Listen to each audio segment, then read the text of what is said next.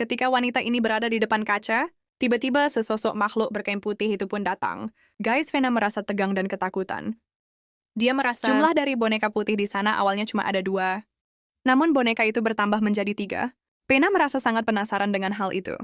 Dia pun mendekati boneka yang diselimuti kain putih ini. Vena kemudian membuka kain putih ini satu persatu. Pada kain putih yang pertama, Vena menemukan sebuah boneka hantu yang memang sengaja dia taruh di sana. Lalu pada kain putih yang keduanya, dia pun menemukan hal yang serupa. Namun pada saat mau membuka kain putih yang ketiga, tiba-tiba lampu di ruangan itu pun padam. Dan ternyata agak sengaja menakut-nakuti Vena.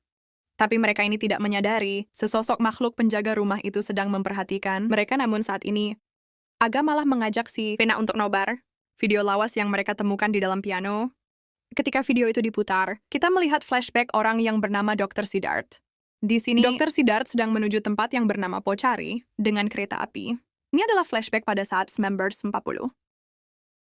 Biar nggak pada bingung ya, Siddharth itu dijemput oleh dokter lokal yang bernama Dr. Omar Abdul di dalam perjalanan. Siddharth melihat orang-orang yang berorasi tentang kemerdekaan India. Sesampainya di kota, Siddharth bertanya kepada Omar, kenapa setiap bangunan di sana bertuliskan Edwin Duplex? Siapakah Edwin Duplex itu? Umar pun menceritakan kalau Edwin Duplex adalah gubernur Jenderal Prancis di Pokhari.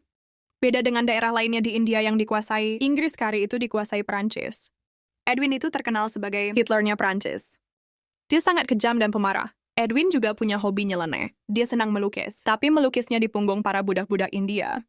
Kalau ada budak yang kesakitan, ketika dilukis pakai pisau di tubuhnya, maka Edwin pun akan menyiksa budak itu sampai tewas.